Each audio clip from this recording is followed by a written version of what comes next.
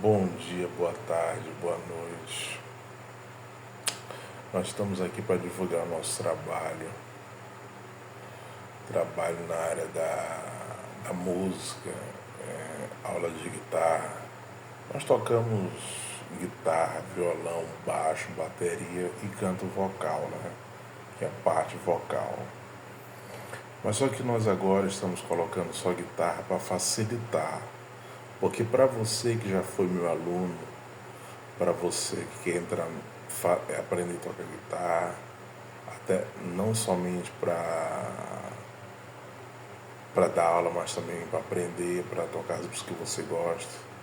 Quem que não gosta de tocar um instrumento? Todo mundo gosta de tocar um instrumento. Tem gente que às vezes nem se coloca para aprender porque acha muito difícil. Mas só que o violão, a guitarra, o baixo, a bateria e o canto vocal não é difícil de aprender. O difícil dos instrumentos da parte vocal, como um professor nosso falou, é justamente uma ansiedade que desperta na gente de querer aprender rápido. Esse é que é o difícil da parte instrumental e também do canto vocal. Quando nós não temos nenhum tipo de ansiedade, quando nós não temos pressa, aí a coisa flui melhor. Geralmente esses são os que aprendem de verdade. Os que não têm pressa, os que sabem que para conseguir algo na vida tem que lutar muito, lutar muito e aguardar, lutando as coisas acontecerem.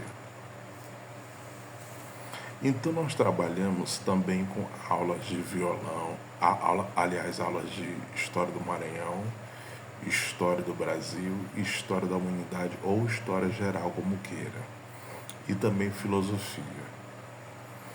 Então, mencionando um pouco do nosso trabalho aqui, quando você começa a aprender a música, você vai passar pelo conceito musical. O que é música? Você vai passar pela melodia, ritmo e harmonia. Você vai aprender o que é isso, você vai aprender o que é intervalos, você vai aprender o que é partitura, aquecimento, muito importante para quem vai se apresentar. Não somente o ensaio, mas o aquecimento. Tocar na primeira, segunda, terceira voz no instrumento, acompanhar a primeira, segunda, terceira voz, a anatomia do instrumento, que é estudo das partes, progressão, que é uma parte mais um pouco avançada, e também a parte intermediária, que já é um pouco de música clássica, né? Beethoven, Mozart, Schopenhauer, Verdi, né? E também a parte profissional. Os profissionais, eles estudam história da música,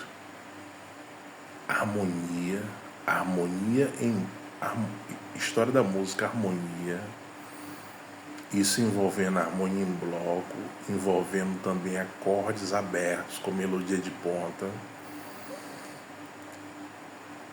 e também a partitura e arpejo, arranjo e composição, e até também a parte de maestria também. Então esses é o que os profissionais estudam. Então nós estamos estudando essas partes também para mostrar para você. As nossas aulas aqui, ela é muito organizada, porque a organização leva ao progresso. As nossas aulas aqui, antes de dar aula, nós primeiro pegamos os livros, fazemos uma releitura, anotamos e fazemos os exercícios, para quando chegar na hora da aula a gente passar da melhor maneira possível.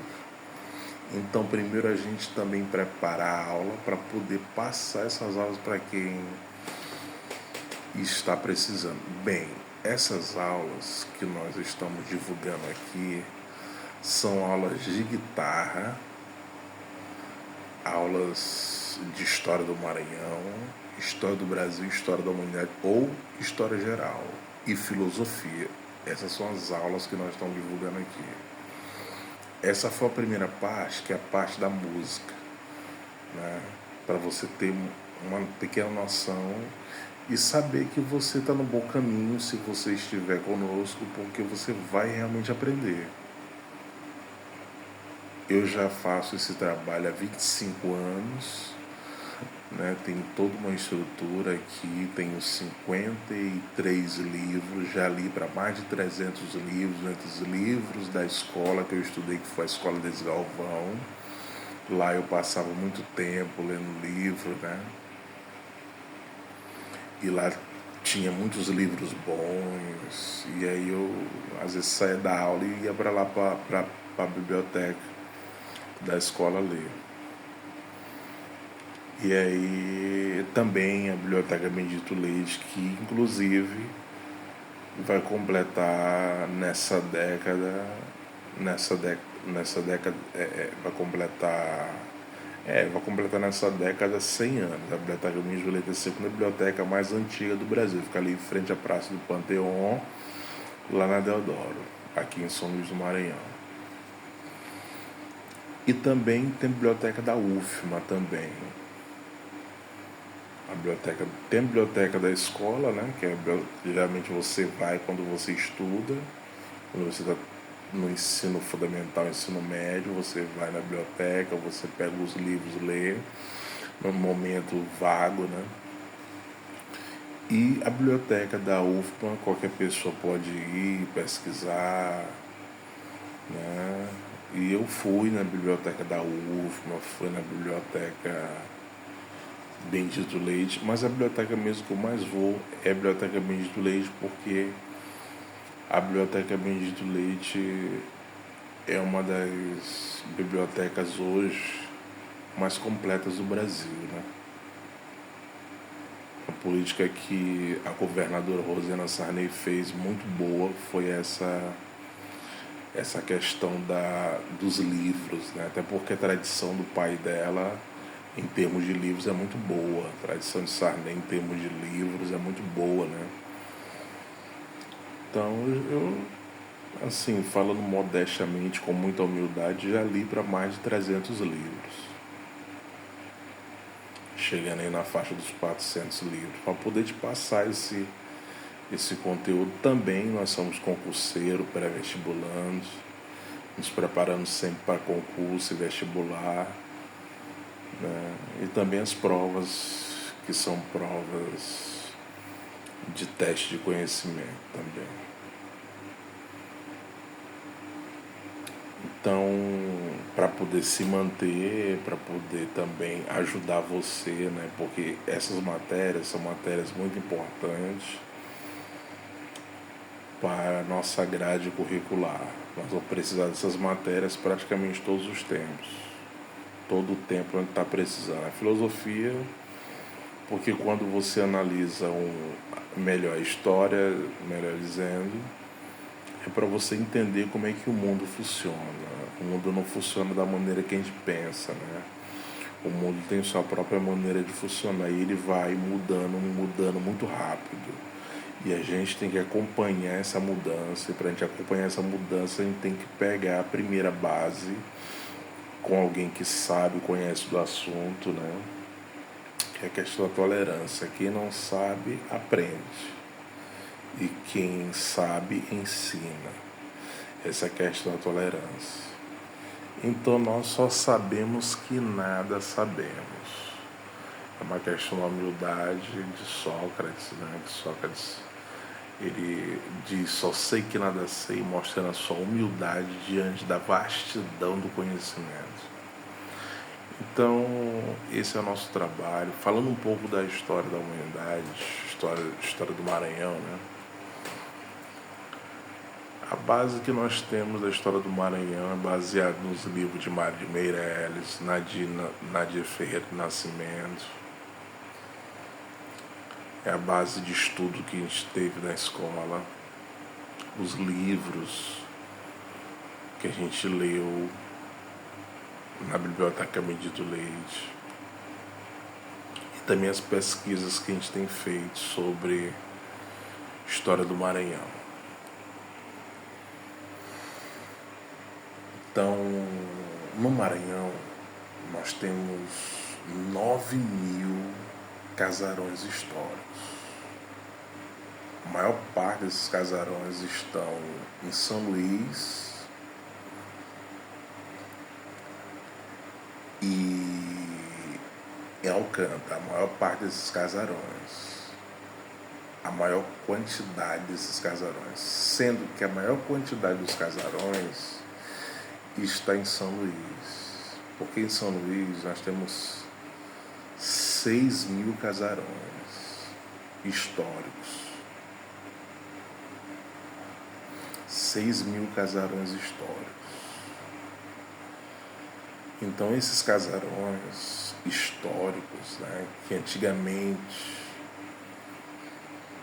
era a única parte que existia na cidade, eram os casarões, porque essa parte aqui da Itaquibacanga surgiu pós anos 50, Anjos da Guarda surgiu nos anos 60, Saviana também surgiu nos anos 60,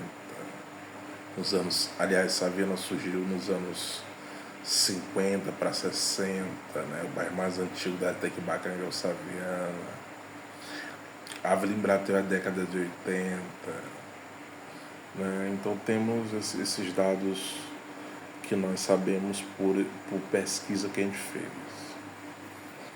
Então, a parte antigamente, há 200 anos atrás, que era habitada, era parte do centro histórico.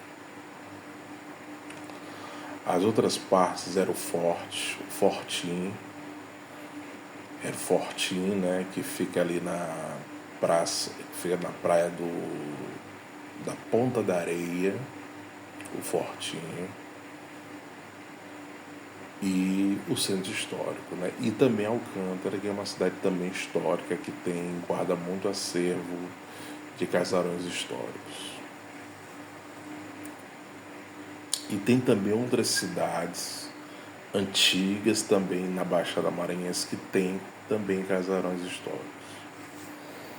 Pois bem, a malha desses casarões é renascentista. São Luís era chamada há 200 anos atrás, 300 anos atrás, de Manchester do Norte, em virtude dos casarões históricos, que hoje está mais depredado, está mais vandalizado, porque antigamente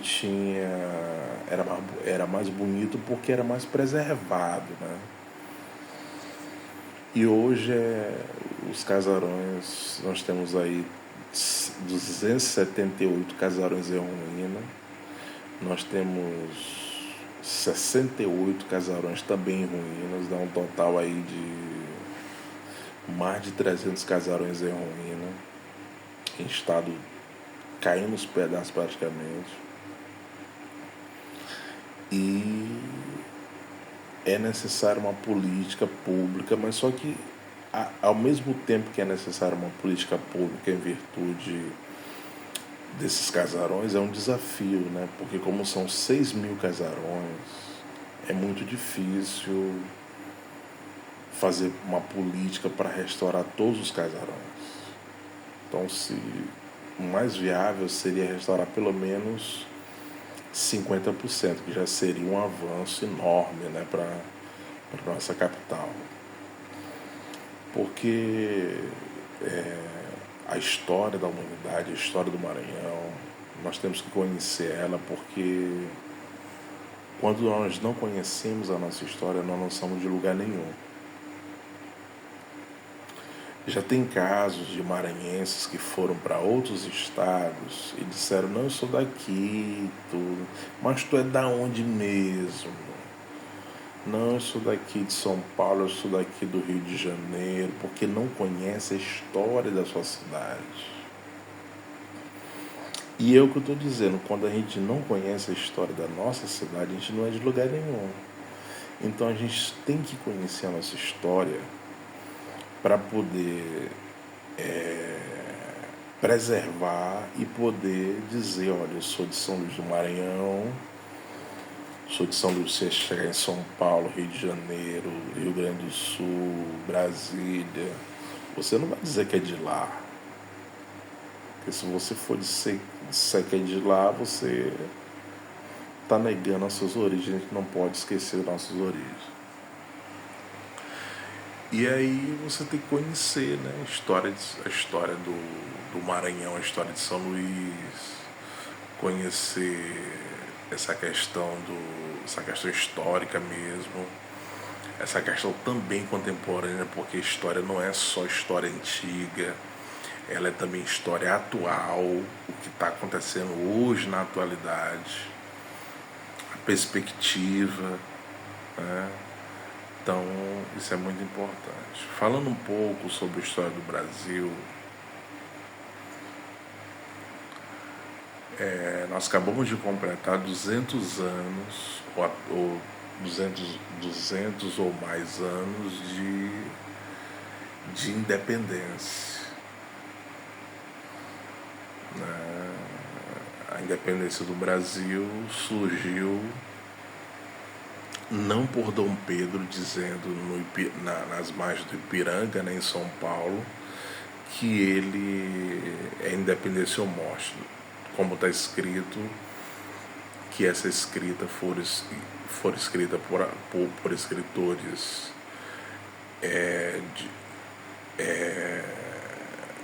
específicos, bem específicos, mas não foi assim.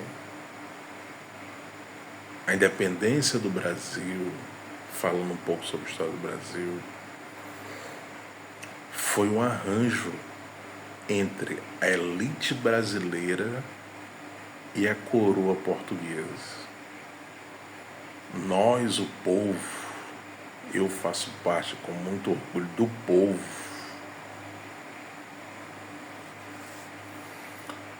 ficamos longe dessa política. E até hoje nós somos impactados por essa política, porque essa política nunca nos valorizou. Quando eu falo política, eu falo em todos os setores, né? Porque nós precisamos evoluir em todos os setores. Nós estamos atrasados em todos os setores. Teve um escritor antigamente, há uns 20 anos atrás, que ele falou o seguinte: o Brasil é o país do futuro.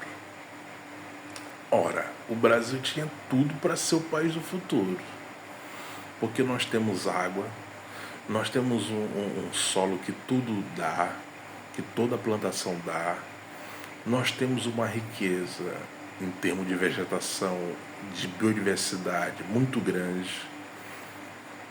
Então nós temos tudo para ser o país do futuro. Nós temos dinheiro, nós temos água, nós temos solo fértil. Você está me entendendo? Nós temos aí grandes escritores como Machado de Assis, que é considerado um dos maiores escritores do mundo. Então nós tínhamos tudo para ser o país do futuro. Mas por que nós não somos? Porque falta o principal: educação. Quando eu falo educação, eu falo de informação, conhecimento e sabedoria. Você está me entendendo? Então nós precisamos adquirir da maior parte da nossa população. E também a educação familiar, e também a educação que a gente não pode parar de estudar, né? Então nós precisamos disso para que nós venhamos crescer. Crescer porque o conhecimento, a A educação é tudo. A educação é tudo, né? A educação foi criada por Deus. Como Deus é tudo, a educação foi criada por Deus. Então, tem tudo a ver. Então, isso que está faltando para nós, né? Educação, para que nós venhamos um dia ter nossas universidades entre as 20 melhores do mundo. Hoje nós somos 150 melhores do mundo, mas nós precisamos chegar na posição de 20 melhores, né? Para que pelo menos uma faculdade brasileira chegue nas 20 melhores do mundo, né? Para que nós possamos ter uma educação melhor. Então, educação é o aprendizado do presente para o conhecimento do futuro. Então, a educação não é uma coisa que você aprende assim rápido. A educação é uma coisa que você tem que lutar. A educação é uma coisa que você tem que começar. Quanto mais cedo você começar, melhor. E depois que você começa, você não pode mais parar. Porque se você começa na educação e você para, você perde todo aquele conhecimento que você adquiriu. Então, conhecimento deve ser contínuo, deve ser diário, né? Então, essa parte de história do Brasil, que fugiu um pouco do assunto aqui, né? Então, a questão do dia do fico, que Dom Pedro I disse, não, eu fico no Brasil. A questão da independência do Brasil, a questão da Era Vargas, JK, milagre econômico nos anos 70.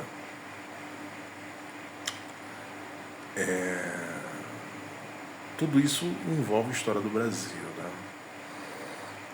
E também a questão da parte regencial. Então, tudo isso é importante para que nós venhamos conhecer a história do nosso país e venhamos entender o momento histórico que nós estamos vivendo. Então, sobre a história da humanidade, né? A história da humanidade tem 5 eras. Era antiga, era clássica, moderna e contemporânea. Era clássica, antiga, moderna. Era antiga, era clássica, era moderna, era contemporânea,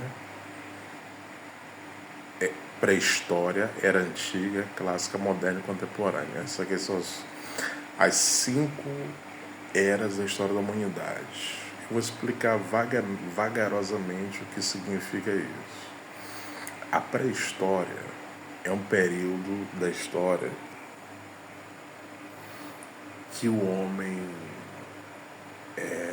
estava se descobrindo, estava descobrindo as coisas na face da Terra, né? Período dentro da teologia se coloca 6 mil anos atrás, e dentro da ciência se coloca 4,5 bilhões de anos atrás. Então tem essas duas correntes de pensamento, né? Só que também tem um detalhe importante, que a Terra pode ter 4,8 bilhões de anos de existência, porque de Adão para lá, ou seja, de Adão para lá ninguém sabe quanto tempo foi, né? Então, da morte de Adão para cá, nós sabemos que tem 6 mil anos.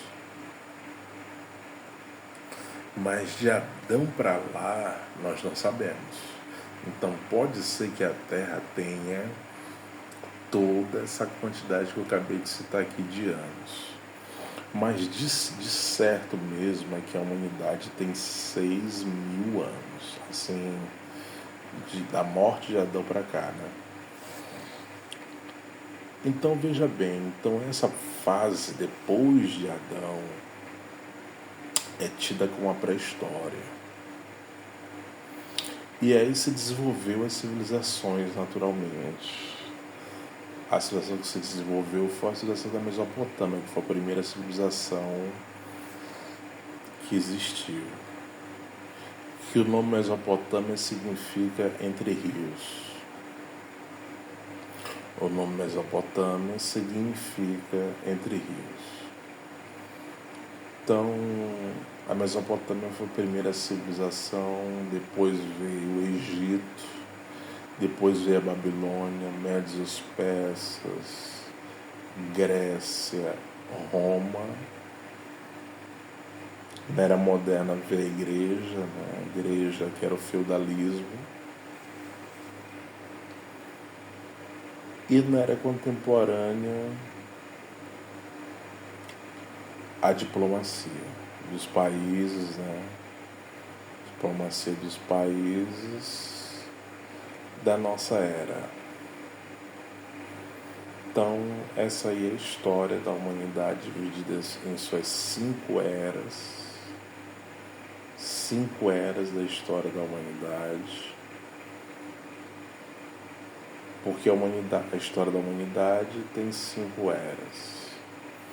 Falando um pouco de filosofia, que é outra área também que nós atuamos, a filosofia começa no mito. O que é um mito? É uma mentira? Não. O mito é uma narrativa sagrada sobre a origem. O mito não é uma mentira. É uma narrativa sagrada sobre a origem. Então, quando nasce o mito, também nasce a religião. A religião é a grande área do conhecimento. Então, depois que vem a religião, vem a filosofia. Embora alguns escritores dizem que a filosofia surgiu na Grécia,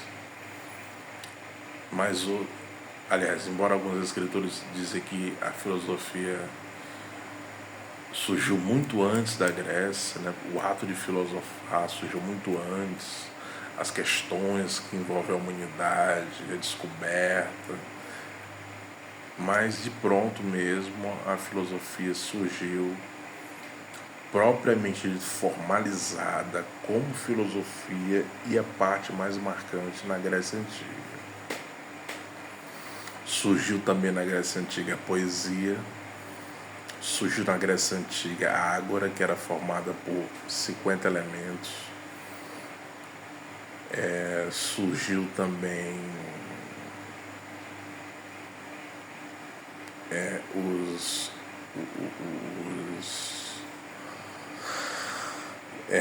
os conquistadores, como Alexandre o Grande, que conquistou o mundo aos seus 30 anos, né? aos seus 33 anos, discípulo de Aristóteles. E tem a era de ouro da filosofia, que é Sócrates, Aristóteles e Platão. Sócrates não escreveu livro, Platão escreve sobre ele. Platão era discípulo de Sócrates. E depois vem a era clássica da filosofia, né? Depois vem também a era moderna da filosofia e também a era contemporânea da filosofia.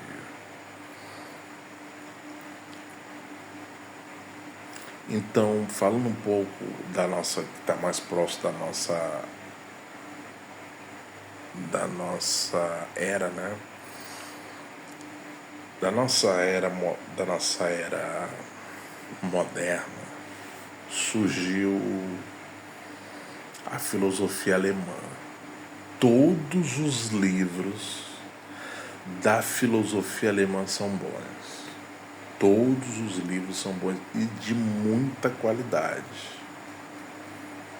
De muita qualidade. A Alemanha com seus... A Alemanha, na verdade, é um país maravilhoso, tudo de bom. Carros maravilhosos, livros maravilhosos, economia maravilhosa,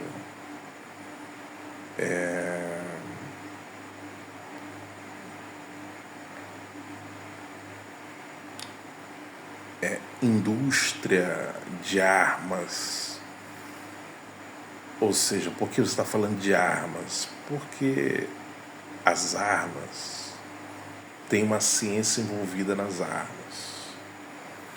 Por exemplo, na Segunda Guerra Mundial, existiam muitos engenheiros, né, que fabricaram armas. A arma, quando ela foi produzida, foi fabricada, ela foi fabricada para o bem. Só que tudo aquilo que é feito para o bem também pode ser usado para o mal. Então, quando surgiu essa ideia de arma no mundo, não foi para matar as pessoas, mas foi para uma ideia boa, necessária, caso o ser humano precisasse dela para fazer o bem, o ser humano podia lançar a mão, né? Mas infelizmente tudo aquilo que é criado para o bem também é feito para o mal, também é usado para o mal, melhor dizendo, né? Tudo aquilo que é feito para o bem dentro da história da humanidade, você vai ver muito isso na história da humanidade. E falando um pouco de filosofia, também é usado para o mal, porque tem pessoas mal intencionadas, né, que você sabe muito bem, pessoas mal intencionadas que não pensam em fazer o bem ao seu próximo, pensam em fazer o bem a si mesmo. E pensam que passando a perna nos outros, fazendo maldade, vão avançar na vida, quando na verdade não é assim, que não pode ser assim. Então essa é a nossa breve anúncio e também divulgação do nosso trabalho. Fique à vontade, você é livre, né? Vamos deixar aqui a conta bancária. A única forma que nós aceitamos de pagamento é via Pix. Você entrando em contato conosco, pelo nosso e-mail ellissonwork@gmail.com é o nosso contato. Você pode mandar um e-mail para nós responderemos e lhe passaremos as aulas. As aulas são feitas de domingo, né, das 7 às 6, todos os domingos, né, porque é o lugar que nós temos para fazer essas aulas, né, todos os domingos das 7 às 6. Se você quiser os 3, guitarra, história do Maranhão, história do Brasil, história geral e filosofia, nós temos um desconto aí de 40%. Aí você escolhe, fique à vontade e vamos para cima, né? Então que Deus em Cristo nos abençoe e possa nos guiar em todos os nossos caminhos e para você, bons estudos.